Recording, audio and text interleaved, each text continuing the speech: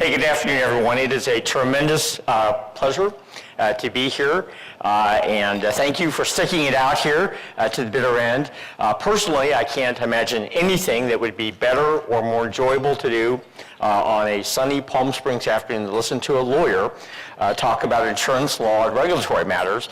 But I'm really glad you're here, and it is my pleasure to talk to you today about a variety of things that affect the regulation of the business of insurance. And I want to share with you my absolute conviction that independent agents and brokers not only have been, not only are today, but will continue in the future to be essential to consumers, essential to regulators, essential to our state and nation as solution providers. So I want to talk about several things first. So these are the 5 things that we're going to address in our 50 minutes or so together. First, we'll talk about the derivation, how it is that we got to this crazy system of regulation that we have today. We're going to talk about one of the most important cases, I believe, to come before the California Supreme Court on insurance matters, and one that will affect every agent and broker in this state, every insurer in this state, very dramatically, depending on how it is decided, ACIC v. Jones. We will talk very briefly about a few of the bills that were passed in the most recent session of the California legislature. We will talk about, thank God it's almost over, the election day coming up, and I'm going to have some absolute predictions that you can take to the bank or to the Indian casinos in the area, as you may wish. And then we'll talk a little bit more about professional advocacy and why it's so critically important for you to continue to be members of the association and to be involved in this process. And we put questions at the end, but if anybody has any questions or any comments as we go along, feel free to interrupt. Shoot your hand up or say something and we'll stop so you don't have to hold your question until the end. So this is one of my favorite parts of the program. I'd like to ask you to bow your heads in silent prayer as I read the legal disclaimer, which is that nothing in the presentation is intended to be or should be construed by you as legal advice. Obviously, if you have any specific questions about any of the legal matters that we're going to present briefly here today, happy to answer your questions specifically as we go along. But especially when we get to the bills, you know, we've condensed an immense amount of statutory law, in some cases, into like 5-second sound bites. So there's no way we could possibly cover all of the elements in any of the bills that I'm going to cover. And likewise, as you all know, these laws are constantly changing. So even though something may be accurate today, 3 months from now it might not be if the legislature comes in, as we hope it will, in a couple of cases, and changes the statutory law. So let's talk for just a second about this crazy system of regulation that we have today. You all know that this business is highly complex, heavily regulated. It is truly international in scope, not only in the liabilities being assumed or diffused through reinsurance, but also in the capitalization worldwide. And yet, at least in the United States, it remains regulated almost exclusively on property casualty lines of business by individual states and individual state regulators. So how did we get to this system? Well, it just kind of started out that way when the whole regulation began in the 19th century. You know, in those days, there really weren't too many companies, too many industries that were national in scope. Everything was very local. Everything was done at a state level. And one of the most interesting and important cases in the regulatory world came before the United States Supreme Court in 1944. The Board of Southeastern Underwriters. You've all heard of ISO. ISO developed from regional boards of underwriters that would meet. There was a Pacific Western region, Southeastern region, Northeastern region, et cetera. And insurers would get together to share loss data so that from an actuarial perspective, insurers would have a better opportunity to accurately rate their policies and would have enough aggregate data to make actuarially sound decisions. But in those days, the underwriters not only set suggested loss cost factors, they would include profit factors, commission factors, and other things, and actually propose, smoke-filled or not, to actually collude, conspire, and violate antitrust law by setting the prices that every insurance company that subscribes to this service is charging. Now, do you know what the legal defense was to this allegation? The legal defense was, yeah, that's exactly what we're doing, and you can't do anything about it. That was essentially, in so many words, the defense. And it was predicated on the understanding at that point of what constituted interstate commerce. Because the Sherman Act only applies to matters affecting interstate commerce, right? And the insurance business, because it began at a very local and state-specific levels, had never been thought, it had never been assumed that the business of insurance had any type of interstate applications. But the United States Supreme Court in 1944 said, no, we think because of the very nature of what the insurance industry does, because of its expansion in the last 40, 60 years, it has to materially affect interstate commerce. Therefore, the Sherman Act and other laws that regulate participants in multi-state transactions do apply to the business of insurance. Now, this was a pretty shocking result. And it resulted 1 year later. Now, we all know how slowly Congress moves on everything, right? The very next year, the very next session after this Supreme Court case, Congress passed the McCarran-Ferguson Act. Now, let me ask you, how many of you have ever flown into the Las Vegas International Airport? What's the name of the airport? McCarran, that's exactly right. And it's named for a long time and very important, influential senator in that state who was also one of the co-authors of this act. And what the McCarran-Ferguson Act said was, as long as individual states regulate the business of insurance, the federal government cannot intrude. It was a very, very important law that continues to be very important to this day. So that law passed, and if you look at the insurance laws of every single state, including California, if you look at the California Insurance Code to see when statutory schemes were first enacted, you will see in case after case, section after section, subject after subject, that the California legislature came in and dramatically enhanced the California Insurance Code in 1945 in order to preserve state jurisdiction to avoid federal preemption in the business of insurance. And it has remained that way ever since. Now, insurance companies, especially the large national insurance companies, have been, and for the longest time continue to be, champions of this system. The last thing in the world they wanted was a federal regulator. They saw what had happened in the banking industry. They saw what had happened in other aspects of our economy where the federal government essentially prevented states. So the big national insurance companies were the biggest champions of this state-based regulatory system. But sometime probably after 1988, in an event that was here in California, that mindset started to change. Now, can any of you think of anything that happened in 1988, on November 8th, 1988, to be precise, in California that might have changed the national insurer viewpoint about state regulation?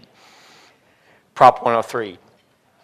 And the dramatic uptick in the politicization and the level of oversight and or interference, one could probably say, in how the business of insurance is done in the state.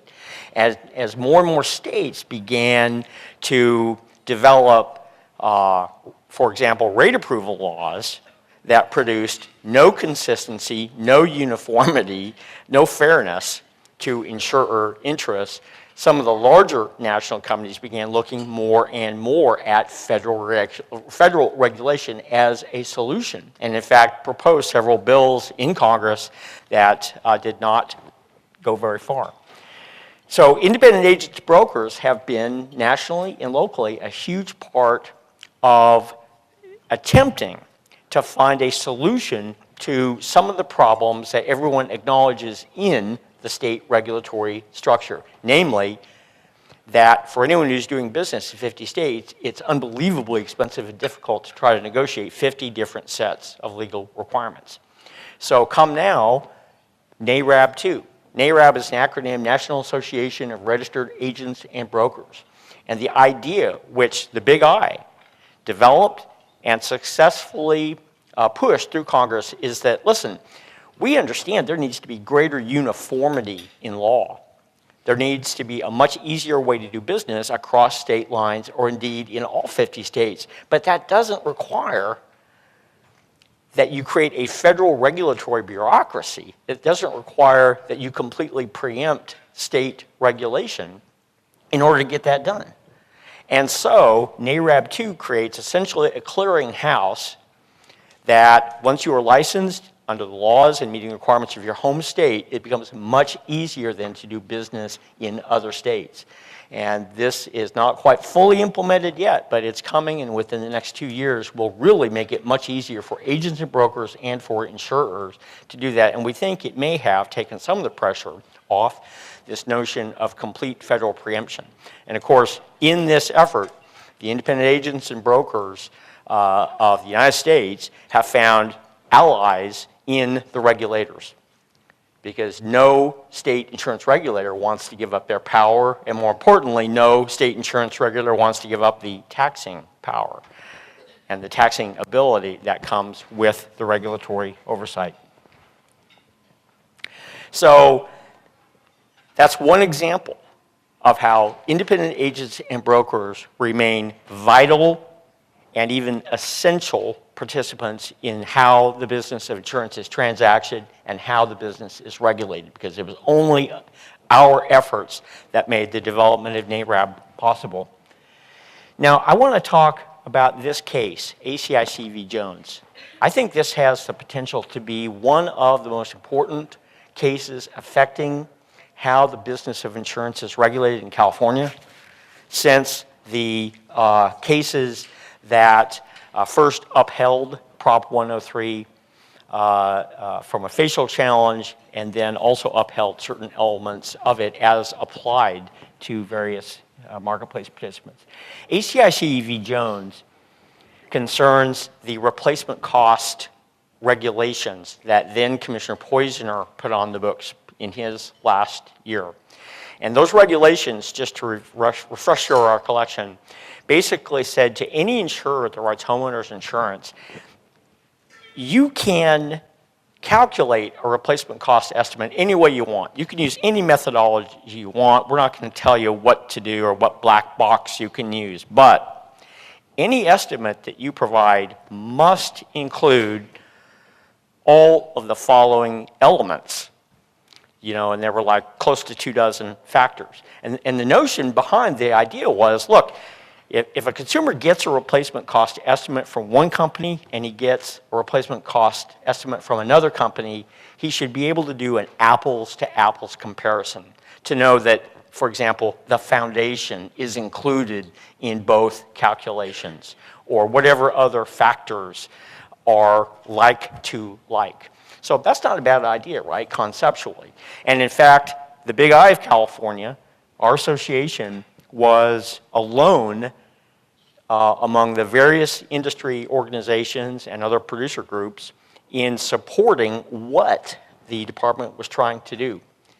In fact, I'll never forget, we took Commissioner Poizner and one of his top deputies to, on 2 different occasions, we brought them into independent agents' offices and sat them down in front of a computer and showed them exactly how these replacement cost estimates are calculated. And it was a fascinating education for them. They had no idea. They'd already long since started this process of promulgating these regs and had no idea what, in fact, the process actually entailed. And it was largely, I believe, a result of our working with the Department of Insurance, with Commissioner Poizner and others, that persuaded them in their regulations to include provisions that effectively say that if an agent or broker follows the written recommendations that an insurer provides, the agent broker cannot be held liable for any deficiency in that calculation as long as it's communicated to the client and acknowledged appropriately. That's a pretty big win for us, and it's one of the reasons we supported, again, what the department was trying to do. But along the way, the commissioner's lawyers got very clever. Now the question, before any regulatory agency can put something on the books, before they can put any regulation on the books, there are certain tests that under the California Government Code have to be satisfied. There has to be, for example, statutory authority for what they want to do. They can't just make up new requirements because they think it's a good idea. There has to be some statutory foundation for the regulation. And we had suggested in some of our discussions with the commissioner's staff certain ways to support these regulations. They chose a different path. They turned to the UPA, the Unfair Insurance Practices Act, which is found at 790.03 in the California Insurance Code, for those of you who may have brought your insurance codes with you and would like to read along. Now, the commissioner's lawyers love this statute because unlike other provisions in the insurance code, this one gives them vast discretion, not only in determining whether it's been violated, but especially in the creativity that they have to impose penalties, impose fines, impose injunctive relief. They love the statute because it basically gives them a very, very, very, very long leash. Now, the thing about this statute, the Unfair Insurance Practices Act, is that it enumerates close to 24 specific actions that the legislature has determined violate this notion of fair practices in the business of insurance. And then the statute says, in one of its provisions, if the insurance commissioner finds some other practice in the marketplace that constitutes an unfair act, he may or she may add to the list by bringing the wrongdoer to a hearing and establishing in this hearing that this act is unfair and deceptive and should be prohibited. There's like a show cause procedure that is set forth in the statute, and of course the licensee then has the opportunity to challenge that in court. But the statute itself says if you want to add something to the list, here's how you do it. The commissioner's lawyers ignored those provisions deliberately. And what they said, it's very clever. It's also very duplicitous in my view. But what the commissioner's lawyer said was, the commissioner has determined in his infinite judgment that the following constitute the factors that should be included in any replacement cost estimate. And the commissioner has further determined that any replacement cost estimate that does not include all of the factors must of necessity be unfair and deceptive. No evidence that any of that is true, but that's what the commissioner's lawyer said. Now, the thing about that interpretation is if that were to hold, there is no check, there is no balance, there is no limitation on the powers of the commissioner to promulgate any future regulation on any subject under the Unfair Insurance Practices Act. Indeed, there is no reason, in my view, for the Department of Insurance to ever go to the legislature ever again in this state in an effort to make new law, because it would be given the ability to essentially do whatever it wanted limited only by its own imagination. Very scary powers, very scary implications of what the commissioner's lawyers did, and, of course, lawsuit was filed. Now, in Los Angeles County Superior Court, a judge took a look at this and basically said, in his finding, "Are you frickin' kidding me? There is no way the commissioner can do this. This regulation does not have statutory authority. The commissioner's lawyers, clever though they may be, can't do this. So we're going to throw the regs out." The department, of course, appealed that. So we went to the Second District Court of Appeals, also based in Los Angeles. And the Court of Appeals looked at what the trial court had decided. They looked at the evidence before it. And the Court of Appeals then said, in so many words, "Are you kidding me? The commissioner had no authority whatsoever to do this. This is ridiculous. Everything that the trial court decided is absolutely spot on. We affirm the result, and we affirm the holding and the analysis of the trial court." Then, of course, the commissioner's lawyers decided to appeal. Now, the thing about appeals to the California Supreme Court is that roughly about, and I'm not talking here about death penalty cases because there's a separate sort of a set of rules for that, but on non-death penalty cases, California Supreme Court takes maybe 5% of all requests for appeal.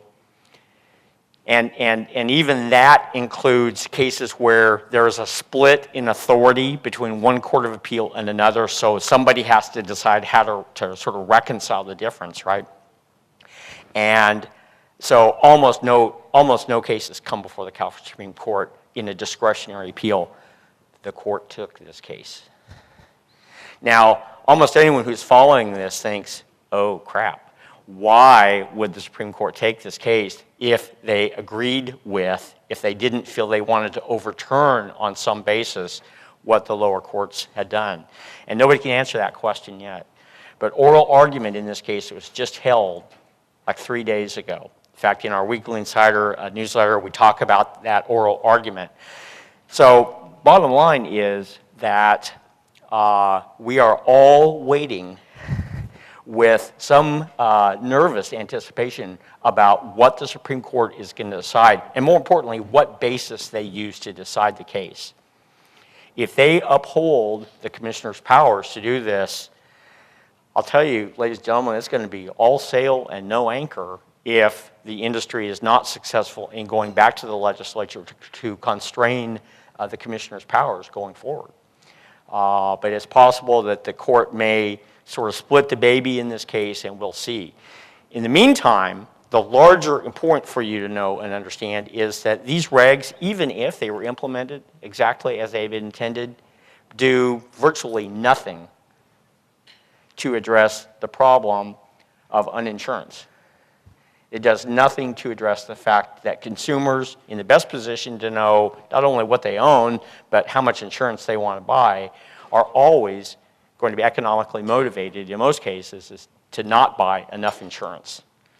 So our objective, and we hope to have the opportunity to continue working with the Department of Insurance on the larger problem once the California Supreme Court decision comes along. And again, because of our sort of proactive cooperation with the Department of Insurance, we think that we are uniquely situated to have those discussions and try to bring some, if not solution, at least improvement to those problems.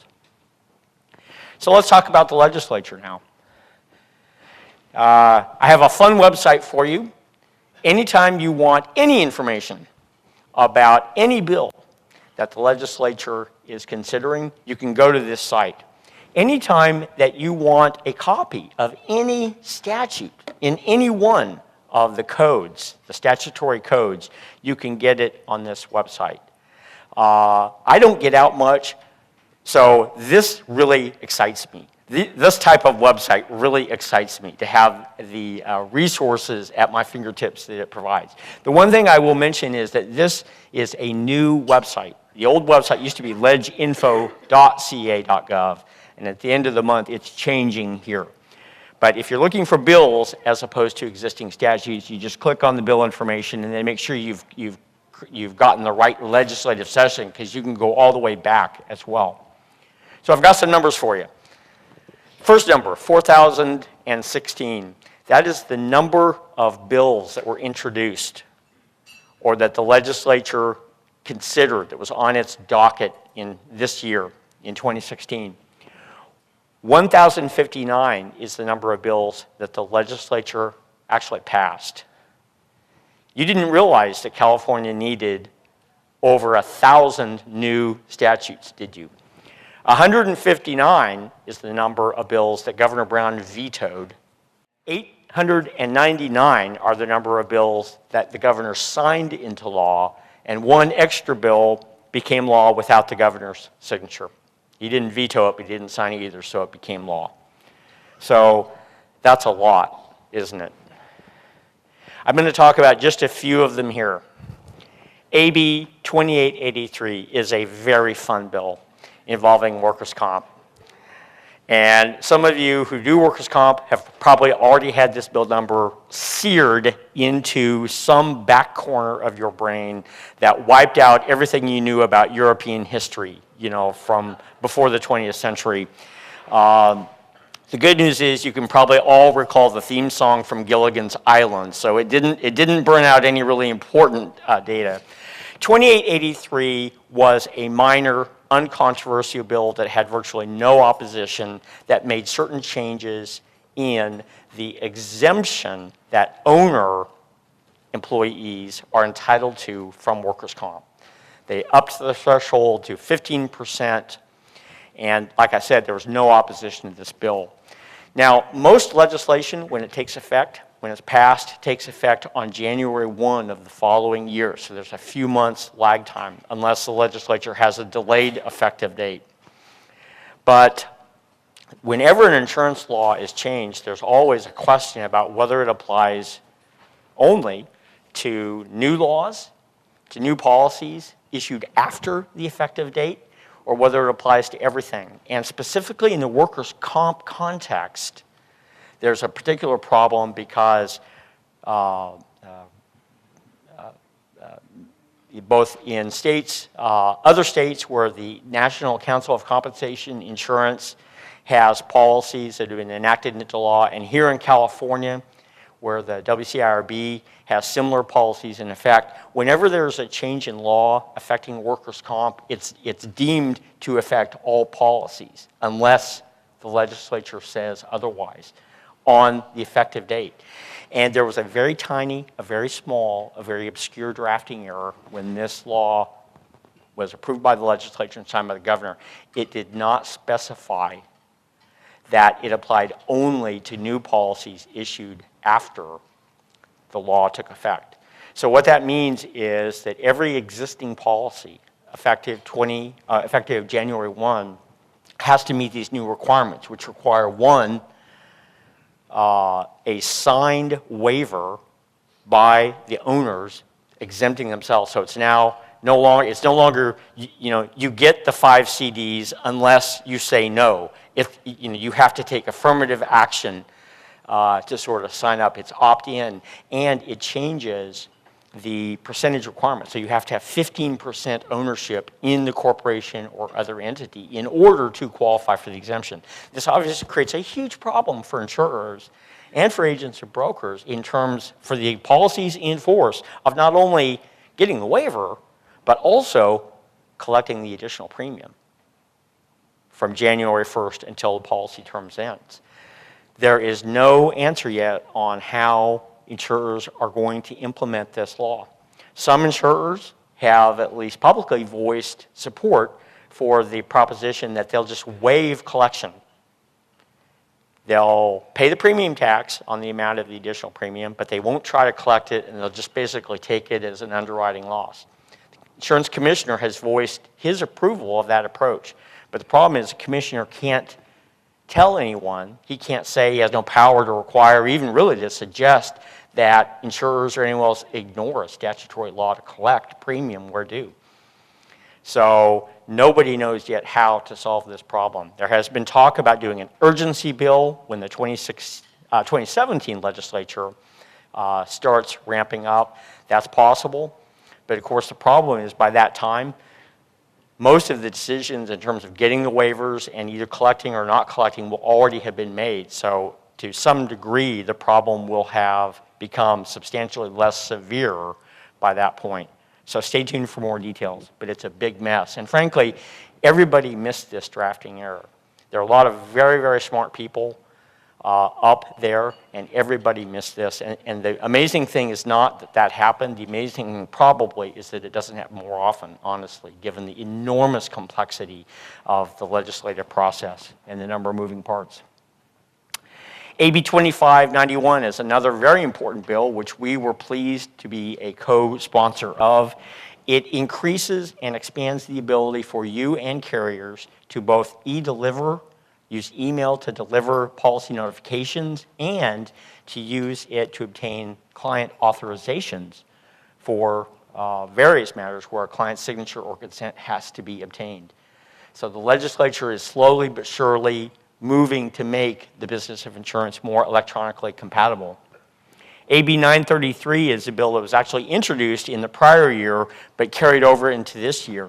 And happy to tell you that that bill was not enacted. And the reason I'm happy to tell you that is because we were able to get, because of the bill, the Department of Motor Vehicles to make major changes in how agents and brokers may use MVRs.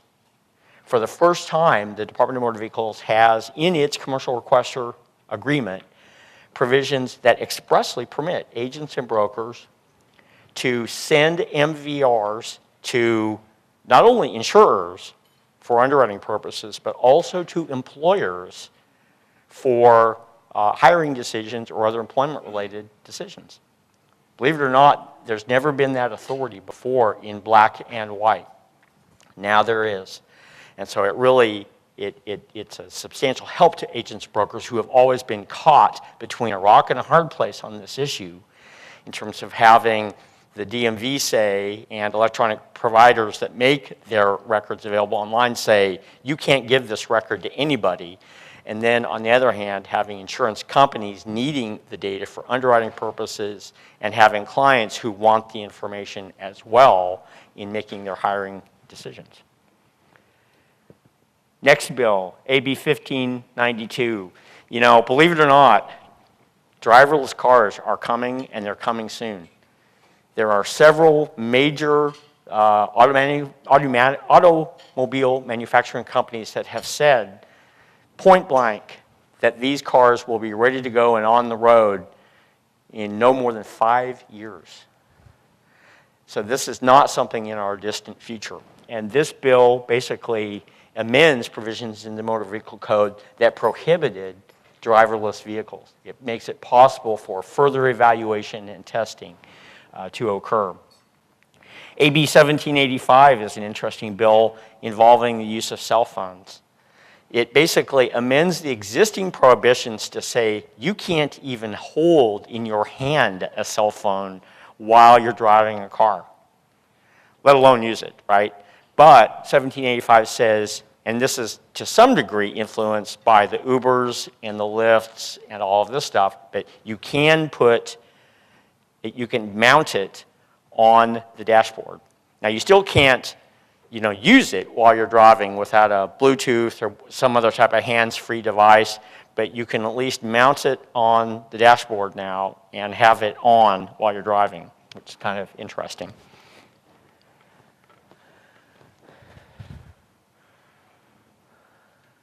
AB 1899 is kind of an interesting bill that in the life and health lines requires the Department of Insurance for the first time to deliver the licensing examinations in Spanish as well as English. It's on a sunset, so we'll give it a try for a few years, see how it works. Senate Bill 1302 is a very interesting bill that deals with fair plan.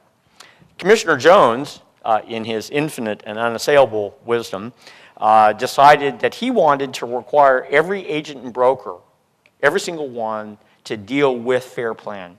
That if somebody came to their office, they would be required to process fair plan policies.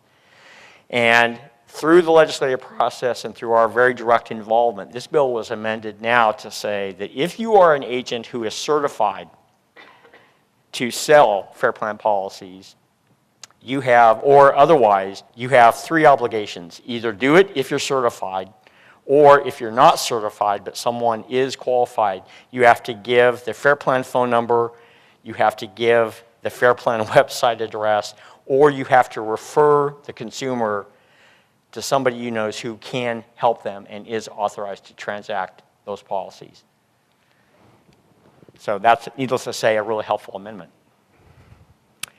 AB 1922 is the next bill. It may not come back in the coming year, but it would have essentially exempted large employers who buy very high deductible comp policies from a variety of filing requirements with the Department of Insurance.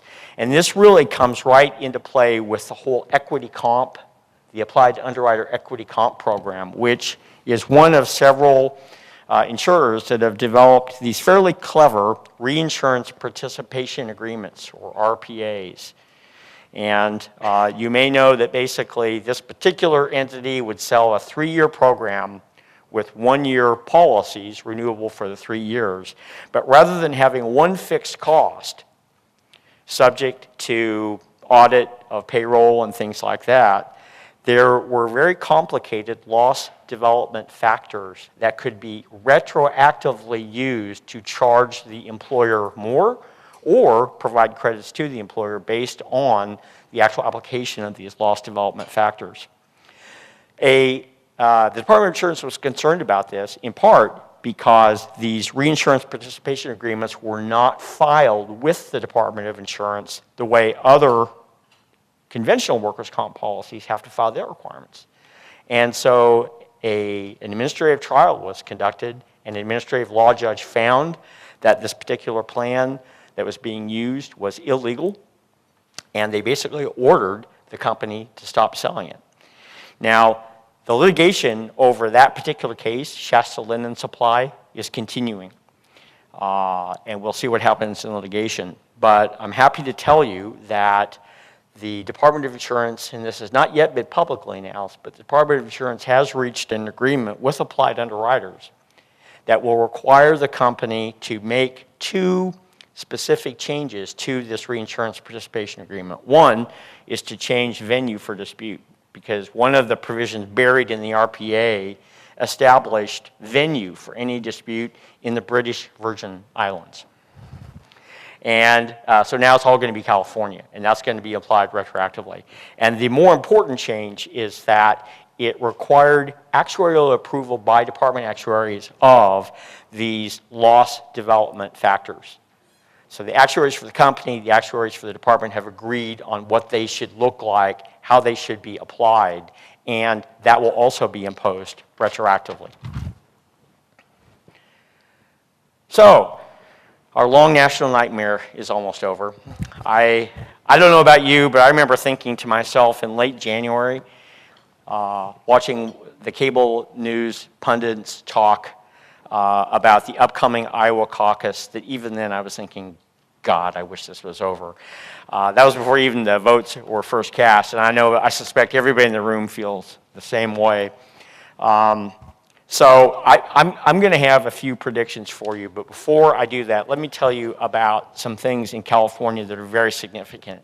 First, you may remember that by initiative, the term limits law that applies to legislators was changed a few years ago to actually permit members of the legislature to stay in the chamber, either the House or the Senate, to which they were originally elected. You may remember that we were in this period where people were hopscotching back and forth because you could only serve a certain number of years in one house, and in order to keep your political career alive, you had to then jump into the Senate or some other elective office. So the effect of this term limits change has been to create, we believe, greater stability in the legislature. Some of these legislators may actually have the time to learn something about the subjects on which they are legislating. We'll see about that. But at least there is greater stability in the legislature now in leadership and in membership going forward. The second thing that was done, also by initiative, you'll recall a few years ago, was to change how legislative districts are drawn, both at the congressional and legislative levels. There's now an independent commission rather than having legislators themselves do that. That has had a favorable effect as well. Some of the redistricting battles that you see in other states, notably Texas and North Carolina, where Republican legislatures have kind of gone out of their way to try to disenfranchise the other party, that hasn't happened here. And then probably the most significant change in California has been the move to this top two primary, where, we know, and this is long been true, not only in California but every other place, that on the political spectrum, you've got a few people who are really just dyed-in-the-wool conservative Republicans, and you've got people who are dyed-in-the-wool liberal Democrats, and they are the true believers. They are the fall on the sword types, right, in both parties. But then you've got in the middle the vast majority of more moderate voters or independents who really vote by issue or vote by candidate. So what the top two primary has done is to really disadvantage the wingnuts. Because it says the top two vote getters in any primary proceed to the general election. So that's why we have two Democrats now running, for example, for the U.S. Senate seat. I have said before, and I've always loved this quote from Mark Leno, who was a longtime member of the San Francisco Board of Supervisors, who then was running for the California State Senate. He's now termed out. But Leno said upon his election to the State Senate, he said, this is before this top two primary took effect, he said, I am the openly homosexual, Jewish, legislative champion of transgender rights in San Francisco, and I was the conservative in the race. It was funny, and it was true. So anyway, we're seeing this effect on the legislature where there are more moderate Democrats coming in. There are more moderate Republicans coming in, and that has helped the process, and I think probably helped public policy as well. So here are my fearless projections. One, I am prepared to tell you flat out that Donald Trump is going to win Kansas. And I am going to equally boldly declare that Hillary Clinton is in fact going to win California. But beyond that, we'll see what happens. The other thing that we can predict with some certainty is that the Democrats will continue to have majority control of both houses of the California legislature, and they may very well have the 2/3 supermajority in both chambers, which is important because a 2/3 vote is required for new taxes, new tax increases, right? So it really would officially sort of make the Republican minority, if it doesn't have at least 1/3 sort of threshold, completely irrelevant in the legislative process. And yeah, I mean, it is kind of amazing for those of us who've been around a while to recognize and appreciate the fact that Jerry Brown, of all people, is kind of the adult in the room who has been vetoing some of the more extravagant wishes and legislative enactments of his own party. So he's got 2 more years, and after him, who knows? And with term limits, of course, the current legislative structure is likely to remain in place for quite a while. So these are very important developments.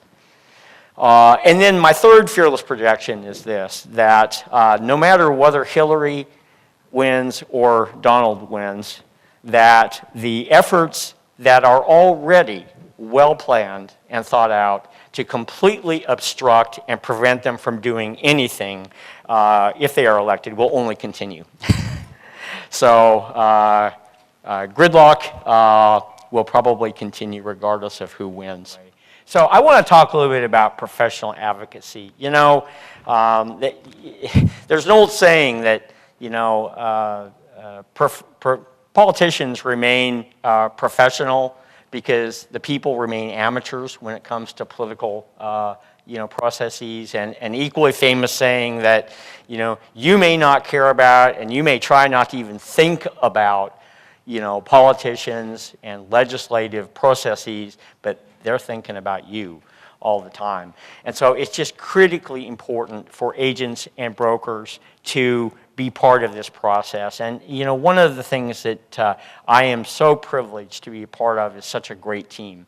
I mean, I know John and I feel the same way and feeling lucky that we have the opportunity to represent independent agents and brokers. My grandfather, my mother's father, was an independent agent in this small area of Iowa. And he was completely one of the most revered and trusted members of his community, not solely because of the work that he did as an independent agent to protect farms, protect lives, and other things, but just for his involvement in the community. And I often have thought that if my grandfather were around today, he would be amazed by some of the technological changes just in the way the business of insurance is transacted, but he would absolutely recognize you as his peers. He would recognize you as leaders in your communities, in your churches, and in your business communities, as champions of your customers' interests, as adept brilliantly at balancing the sometimes very difficult needs of your customers with the interests and the needs of the insurance companies. And he would also be right at home with the vast expertise that all of you bring in understanding these very complicated insurance products and policies and needs. I mean, frankly, many agents or brokers are far more involved in the application and practice of law than some lawyers I know, frankly. So I think he would feel right at home. But it is critically important for agents and brokers to continue to be involved in this process because our opponents are, organized labor, for example, in the workers' comp, areas, have long felt that agents and brokers should be subject to a fee cap or a commission schedule of some kind, the way other elements of the industry are. At one point, you may recall, also in the workers' comp realm, when we had the last really market crunch, there was an effort to actually prohibit brokers and agents, from receiving compensation for their services to the state fund, for example.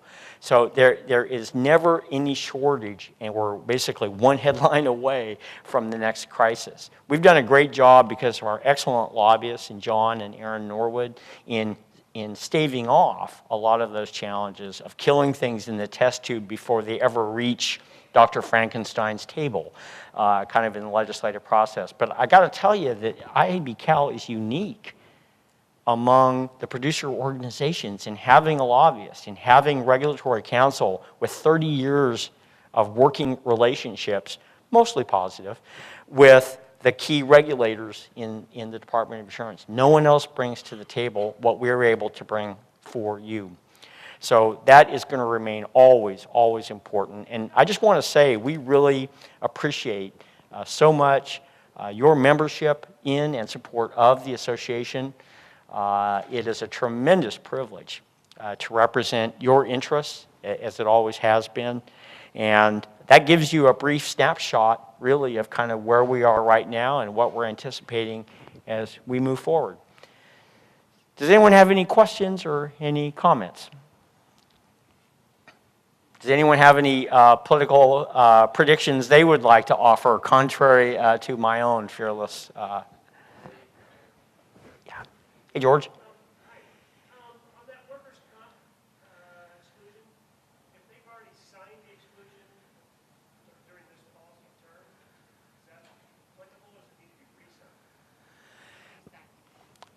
My understanding is that it has to be re-signed because for two reasons. One, the threshold has changed. So assuming they still qualify, this new opt-in sort of element requires new authorization. And you probably know that a standard exemption form has been drafted, so that at least is some help going forward. Any other questions or comments? Well, listen, thank you for coming today. Again, it is a privilege to represent your interests. If you're shy about asking any questions and you want to come up afterwards, I'll be hanging around for a while. Thank you and enjoy the rest of your weekend.